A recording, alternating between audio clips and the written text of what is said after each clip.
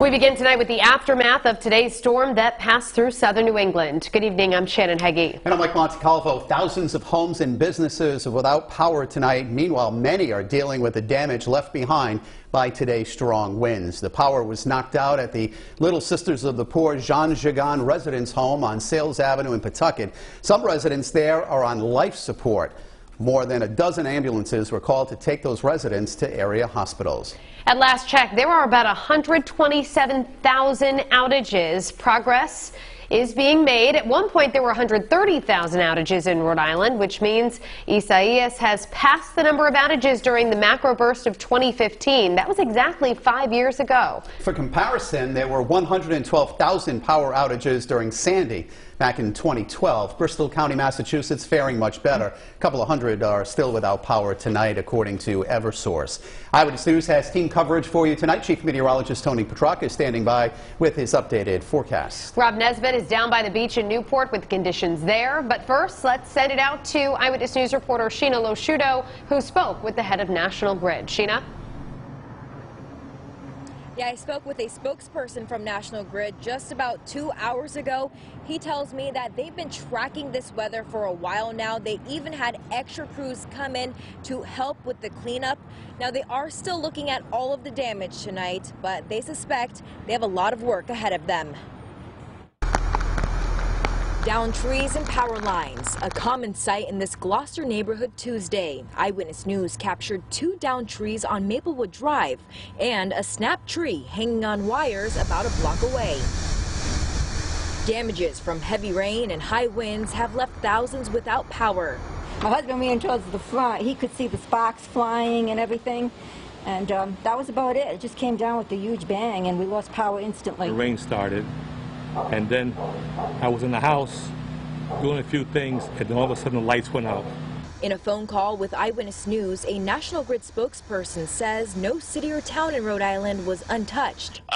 You know, when we went into this storm, we planned for a Type 3 event, which we estimate could impact 30% of our customer base for up to 72 hours once the restoration really begins.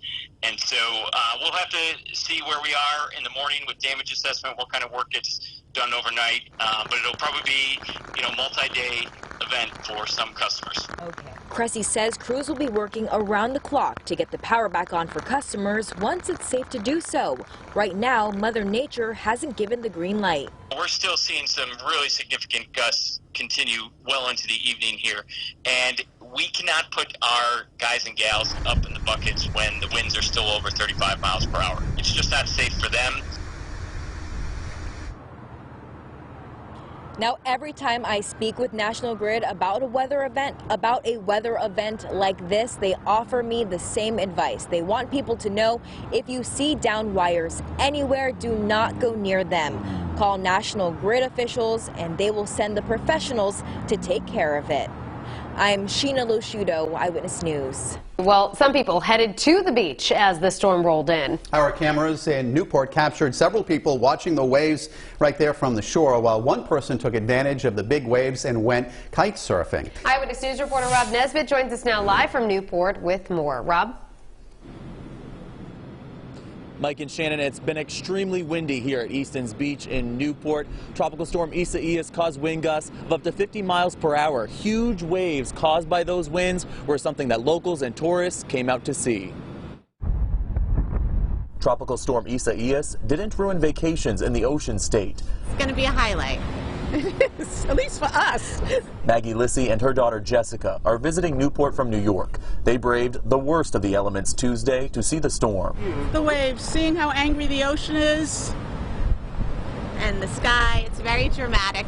Strong winds and large waves from Tropical Storm Isaias made perfect conditions for kite surfers at Easton's Beach. Ramey Drozd was one of many who brought his board and kite to the beach. It's kind of calm and nice all summer, but when the hurricanes come through, you get a window of like huge, beautiful waves and really, really powerful winds. As Isaias moved out of Rhode Island, more locals and tourists were able to get out and see the large surf. I wasn't expecting this at all. Sherwin Bagay came to Newport from San Francisco to enjoy a summer on the East Coast. He expected rain and wind, but was surprised by how large the waves got. For a while there it got dicey, and then coming out here and seeing this hasn't been like this our entire trip, so it's pretty intense.